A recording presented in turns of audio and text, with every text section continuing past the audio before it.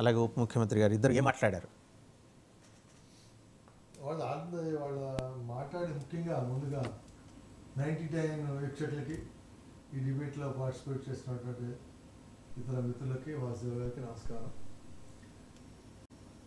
చంద్రబాబు గారు మాట్లాడిన దాంట్లోనూ పవన్ కళ్యాణ్ గారు మాట్లాడిన దాంట్లోనూ వాస్తవ అవాస్తవాలు పక్కా పెడితే వాళ్ళలో ఒక ఏంటంటే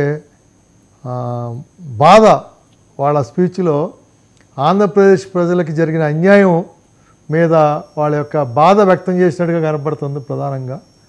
ఎందుకంటే 14 డివిజన్ తర్వాత ఏ పరిస్థితిలో వెళ్ళాం మనం. మరి మెజారిటీ అప్పులు తీసుకుని మరి మిగులేమో తెలంగాణకి ఇచ్చి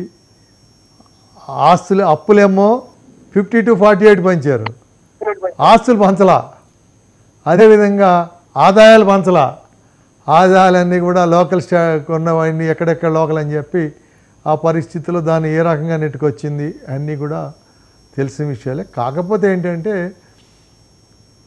ఇప్పుడు జరుగుతున్న నష్టం ప్రజలు ఈ 1924లో అంటే గతంలో రాజశేఖర రెడ్డి గారిని దృష్టిలో పెట్టుకుని కానీ సరే రాజన్న పాలన అంటున్నారు, ఆయన కొడుకు కదా అంతకన్నా బాగా చేస్తాడేమో ఒక భావన కానీ ఒక ఛాన్స్ కానీ ఏదైనా కారణాల మూలంగా ఒక అవకాశం ఇవ్వాలనే చేసినప్పుడు అవకాశం ఈ 5 ఏళ్లలో విధ్వంసం సృష్టించింది ఆయన మాటలో స్పష్టంగా కనపడింది. నిజానికి ఆయన మాట్లాడిన దాంట్లో అన్ని వాస్తవాలు ఉన్నాయి, అవాస్తవం ఒక్కటి కూడా నాకు కనిపించలేదు. ఎందుకంటున్నా అంటే బాధితులనే నిందితులకు చేర్చడం అనేది మనం చూసాం. గాయాలు తిన్న వాళ్ళు పోలీస్ స్టేషన్కి వెళ్తే వాళ్ళ మీద వాళ్ళని కూర్చోబెట్టి కేసు రిజిస్టర్ చేయకుండా దాడి చేసిన వాళ్ళని పిలిపించుకుని వాళ్ళతో కంప్లైంట్ ఇచ్చి వీళ్ళని కేసులు పెట్టడం, ఈ యొక్క పోలీసు యొక్క రాజ్యం అరాచక పరిపాలన అనేది చూసాం.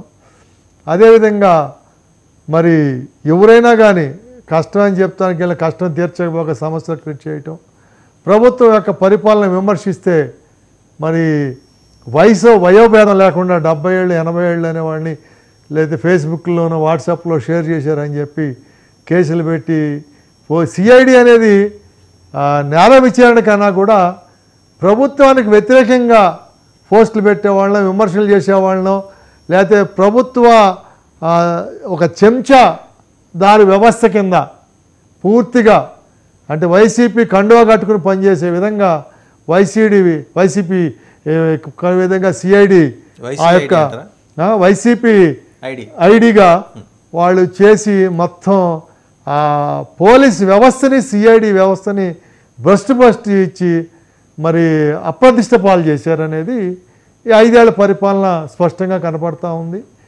మరి అదేవిధంగా అంటే గతంలో ఏంటంటే అందరూ ఒక ప్రచారం, చంద్రబాబు గారు మీడియాని కోర్టుని మేనేజ్ చేస్తాడనేది. మరి ఆ ప్రచారం తప్పని గత 5 ఏళ్ళలో తేలిపోయింది. ఆయన ఎవరిని మేనేజ్ చేసి ఏం చేస్తుంటే కనుక కోర్టుల చుట్టూ ఎందుకు తిరుగుతాడు, జైలుకి ఎందుకు వెళ్తాడు, ఇవన్నీ ఇబ్బంది ఎందుకు పడతాడు అని కనుక ఆలోచన చేస్తే వాళ్ళ ప్రచారం అనేది అబద్ధం అనేది మాత్రం ఒకటి రుజువైంది. కానీ దానికి విరుద్ధంగా జగన్మోహన్ రెడ్డి మీద అన్ని కేసులు పెట్టినప్పటికి కూడా ఆయన పూర్తిగా న్యాయ వ్యవస్థని పోలీసుని సిఐడిని ఈడీని కూడా మేనేజ్ చేసుకుంటూ అటాచ్మెంట్లు కాకుండా 10 ఏళ్ళుగా మరి ఆ కేసులు ముందుకు పోకుండా కోర్టుకు వెళ్లకుండా నేను ఎట్లా మేనేజ్ చేయగలను అనేది ఆయన రుజువు చేయటం కూడా స్పష్టంగా కనపడింది. సో ఇవన్నీ ఒక ఎత్తు అయితే మరి ఆంధ్రప్రదేశ్కి నష్టం జరిగటం కానీ పవన్ కళ్యాణ్ గారు కూడా మాట్లాడిన దాంట్లో ఎర్రచంద్రాన్ని ఎట్లా అంటే ఏటీఎం కింద వాళ్ళు వాడుకున్నట్టుగా కనపడతా ఉంది. ఎర్రచంద్రం అంతా బెంగళూరు దగ్గర కాబట్టి శేషాచలం టు నేపాల్ వయా కర్ణాటక అదే ఇప్పుడు ఏపీ నుంచి దాటించాలంటే ఇటు కుప్పం నుంచి కోలార్ నుంచి బళ్ళారు నుంచి ఇట్లన్నీ తీసుకున్నట్టయితే అనంతపూర్ బెంగళూరు నుంచి కానీ ఏపీ బోర్డర్లో ఉన్న బెంగళూరు వెళ్ళటానికి అన్ని వేలు ఉన్నాయి కాబట్టి అన్నీ ఉపయోగించుకుని తమిళనాడుకి వెళ్తే ఏంటంటే అక్కడి నుంచి మళ్ళీ షిప్కో ఇంకో దానికో పోవాల్సి వస్తుంది తప్ప రోడ్డు మార్గం వెళ్ళే అవకాశాలు లేవు. కాబట్టి బెంగళూరు నుంచి పోయి అటు మైసూరు శాండిల్ అన్నీ ఉంది కాబట్టి అటు మైసూరు కింద ఏదో ముద్ర ఇప్పుడు గతంలో మనం చూసాం ఏది ఆంధ్రప్రదేశ్లో ఐరన్ ఓర్ అంతా తమ్ముకుని బళ్ళారి పేరుతో వేబిల్స్ తీసుకుని మరి ఏ రకంగా దోపిడీ జరిగిందో మనం గమనించాం.